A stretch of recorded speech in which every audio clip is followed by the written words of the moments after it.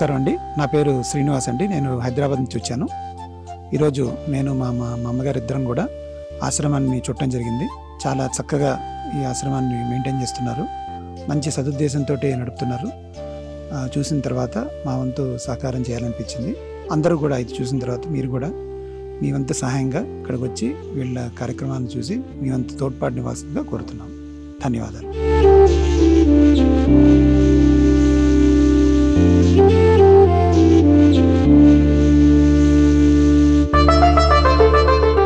అమ్మా నాన్న అనాథాశ్రమంలోని అభాగ్యుల ఆకలి తీర్చేందుకు మానవతామూర్తుల అన్నదాతల సహాయాన్ని కోరుతున్నాము.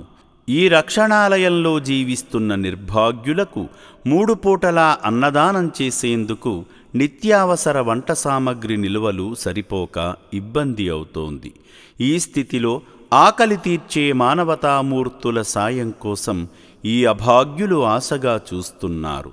దయగల దాతలారా, వీళ్ళు మీ బిడ్డలే అనుకుని నిత్యావసర వంట సరుకులను అందిస్తే వాళ్ల ఆకలి తీరడం ద్వారా ఆ పుణ్యమంతా మీకే దక్కుతుంది. సేవాభావంతో మీరిచ్చే కేజీ బియ్యంతో 4 అభాగ్యులు కడుపు నిండా తింటారు.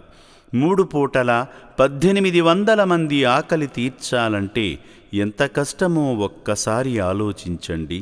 దయచేసి బియ్యము, పప్పు, నూనె, కూరగాయలు ఇలా ఏదైనా సాయమందించి శ్రీ పుణ్యలింగేశ్వరుని అనుగ్రహానికి పాత్రులు కండి.